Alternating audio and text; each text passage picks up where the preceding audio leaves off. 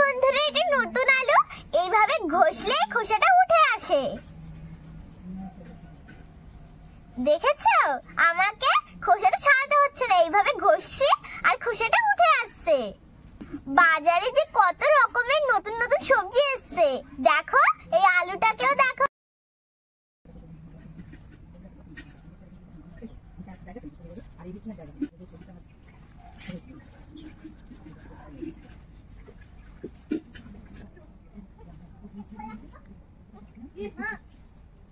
এই দেখো বন্ধুরা, আমি আলুর খোসাটাকে ছাড়িয়ে নিয়েছি, এখন গ্রেট করে নেব।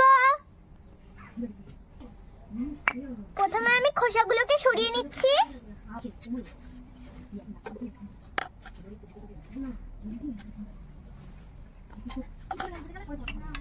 এই দেখো বন্ধুরা, আমি আমার গ্রেটার নিয়ে নিয়েছি, এখন গ্রেট করে নেব। এই দেখো, আলুটাকে এইভাবে ধরে লম্বা করে গ্রেট করতে হবে। এইভাবে আমি আলুটাকে ঘষবো না, দেখো এইভাবে লম্বা লম্বা করে গ্রেট করে নেব।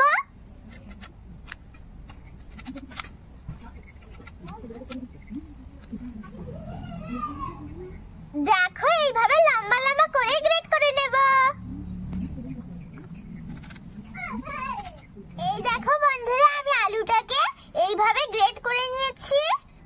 দেখো আলুগুলো কত সুন্দর লম্বা লম্বা হয়েছে। এখন আমি আলুগুলো পরিষ্কার করে ধুয়ে নেব।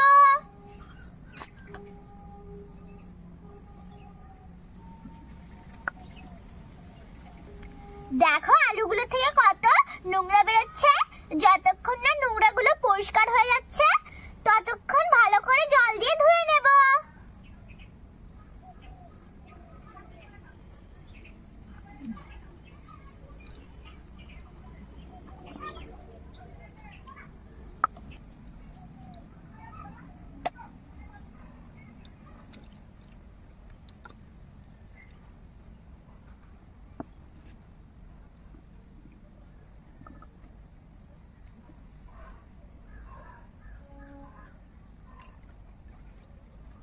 এই দেখো বন্ধুরা, আমি আলুটাকে 4-5 বার ভালো করে জল দিয়ে ধুয়ে নিয়েছি। দেখো আলু থেকে কোনো নোংরা বেরোচ্ছে না আর জলটা পুরো পরিষ্কার। এখন আমি জলটা ফেলে দেব।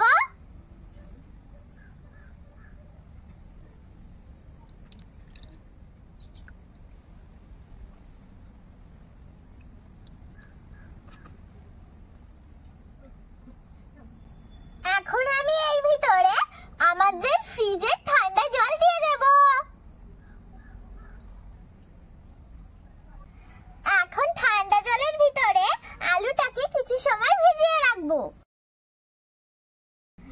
আমি আবার কিছু সময় পর তোমাদের সামনে ফিরে আসছি, ততক্ষণ সঙ্গে থেকো। এই দেখো বন্ধুরা, এই কড়াইটা আমার হাত থেকে পড়ে গিয়ে ডান্টি দুটো ভেঙে গেছে। তোমরা নিশ্চয়ই বুঝতেই পারছো এটা একটা কড়াই, আর দেখো ডান্টি ভেঙে গেছে। এখানে দুটো ডান্টি ছিল, ভেঙে গেছে। দেখো বন্ধুরা, আমি কিছু সময় পর আবার ফিরে এসেছি। এখন আমি আলুর জলটাকে ঝরিয়ে নেব। তার জন্য আমি এখানে ছাঁকনি নিয়ে নিয়েছি। এখন ছাঁকনির উপরে আলুটাকে তুলে নিয়ে জলটাকে ঝরিয়ে নেব।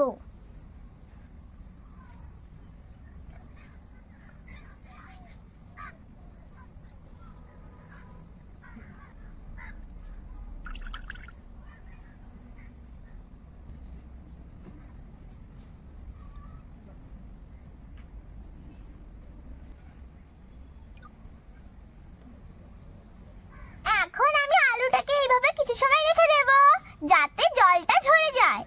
এর মধ্যে আমি উনুনটা জ্বালিয়ে কড়াইটা বসিয়ে দেব।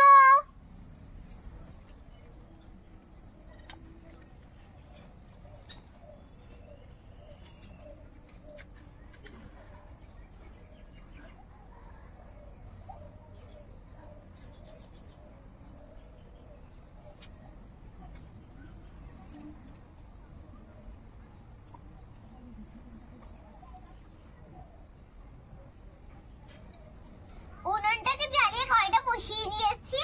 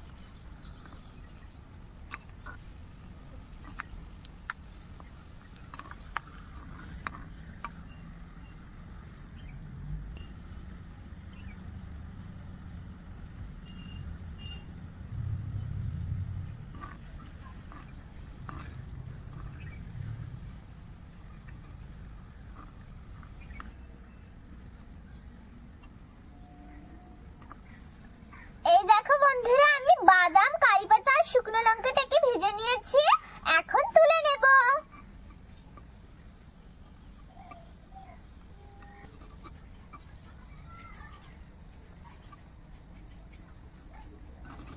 এই দেখো বন্ধুরা, আমি বাদাম, কারি পাতা আর শুকনো লঙ্কাটাকে ভেজে তুলে নিয়েছি। এর মধ্যে দেখো আমার আলুর জলটাও ঝরে গেছে, আর দেখো আলুগুলো কত সুন্দর ঝুরঝুরে হয়ে গেছে।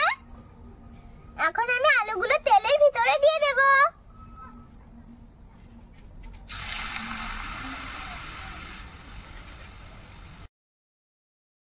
এখন আলুগুলোকে ভালো করে মুচমুচে করে ভেজে নেব।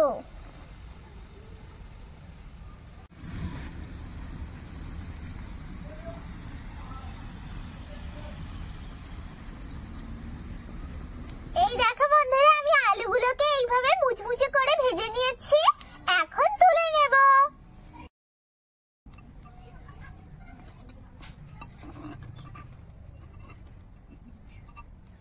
আমি আলু ভাজাটাকে তুলে নিয়েছি, একইভাবে আমি বাকি আলুগুলো ভেজে নেব।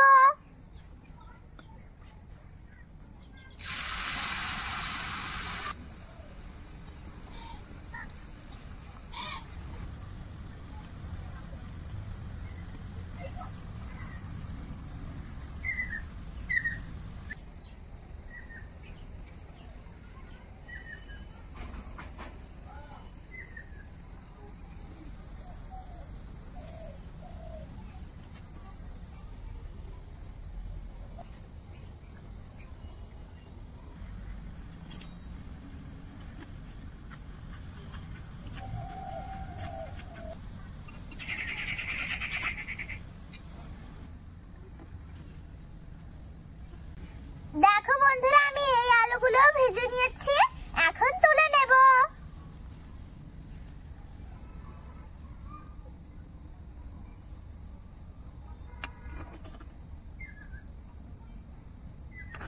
এই দেখো বন্ধুরা, আমি সব আলুগুলো ভেজে নিয়েছি, এখন আমি এর ভিতরে ভেজে রাখা বাদাম, কারি পাতা আর শুকনো লঙ্কাটাকে দিয়ে দেব।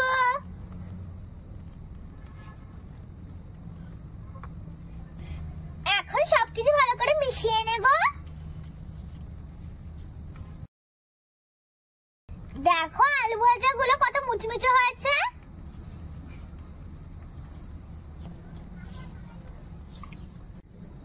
তোমরা নিশ্চয়ই দেখেছো আমি আলু ভাজার ভিতরে কোনো লবণ দিইনি, কারণ লবণ দিলে আলুটা নরম হয়ে যেত।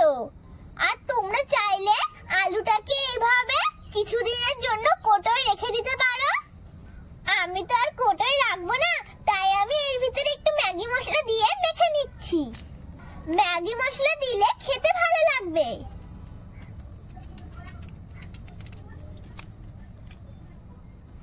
এখন আমি ম্যাগি মশলাটাকেও মিশিয়ে নেব। আমি ম্যাগি মশলাটাকে ভালো করে মিশিয়ে নিয়েছি, এখন একটা প্লেটে তোমাদের তুলে দেখাচ্ছি।